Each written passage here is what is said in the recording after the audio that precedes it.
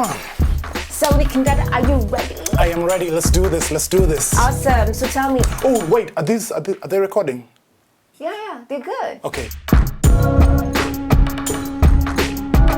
All right, let's go. All right, tell me. So what kind of kid were you? Oof, I was a very shy kid.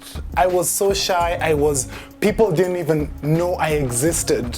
Literally, like even my aunt was like, oh my God, who are you? I'm like, I'm my mother's child. My sister, it was crazy. Until like I was about 12 years old. Very shy, very kept to myself, you know. How did you express yourself as a young adult? My parents always raised us and told us that you have to always be yourself in front of people. So when I became a young adult, I was all about, okay, I want to act, I want to be in front of people and I know I can do it really well. So it gave me a lot of confidence to just like forage out there. I did theater, I got into radio, I got into TV.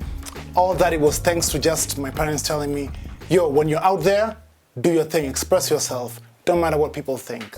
Shout outs to my parents, very dope folks. So we're seeing you now. Mm-hmm. How did this journey begin? Oh, what? Oh man, so interestingly enough, I actually got into radio by accident. I was taking my brother for a radio audition. When he went in to go audition, I was convinced by a lady who was there like, yo, just give it a try. What do you have to lose? And I was like, yeah, what do I have to lose? Tried it out, got into radio, fell in love with it, because I've always loved music. In fact, I used to record songs on a tape, cassette tapes way back in the day, and then I'd pretend that I was a presenter, so I'd play a song, be like, that was Tupac, I hope you enjoyed it, and now coming up next is MC Lyte, and little did I know that years later, I would end up doing that as a job. Dude. Right? Like you are literally prophetic into your future without even knowing that you're doing the do. The power of manifestation. I'm telling you. And what made you now, grow into this mature talent? Some of the challenges that grew you. I think one of the things that challenged me, which actually really helped me grow as just as a person and also like as a person in this industry, was forward thinking. I'm always the kind of person who likes to be like, okay, how can we make this better? How can we grow this stuff? What is the one thing that you do that people find annoying and ridiculous, but you only do it? Like it's just your thing. Now, here is the thing. I am obsessed, not even I am obsessed with alien conspiracy theory documentaries. And the reason why is because I believe I'm gonna be abducted by aliens one day. It's gonna happen, and then I will come back and I will tell people the story. They'll be like, no, for real, like anything to do with aliens and conspiracy theories about aliens, I'm about it because they walk among us. Abducted. Yes.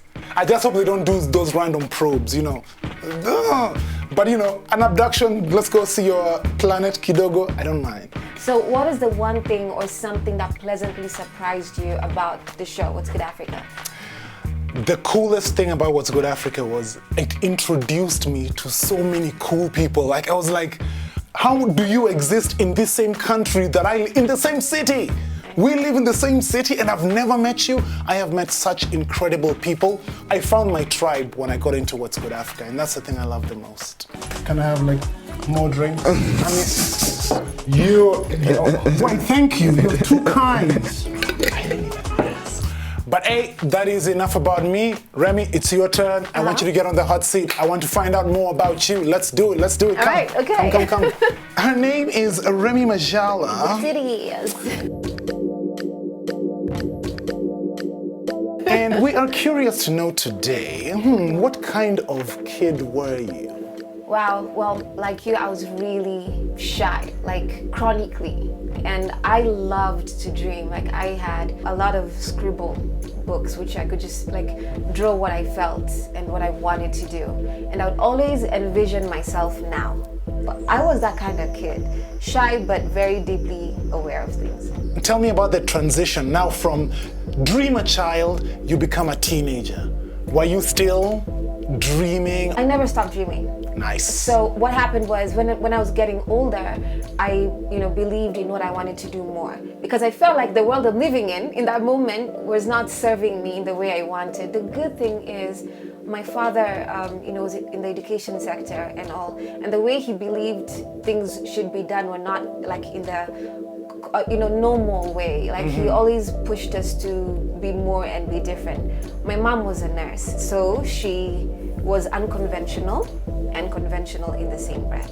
So I ended up being a child who was still a bit incubated, but now a loner who could dream confidently in a box by myself, because I felt like my teachers didn't get that part. And then you became a young adult. Yes. How was that? Well, I ended up doing music after high school. I did ABRSMs, and I didn't get to finish them, but I did piano and voice. Wow. I didn't get to finish that, but like it really opened me up to this world now more further, because whenever I would dream in music. So, because you didn't become a musician, but you still ended up in the limelight.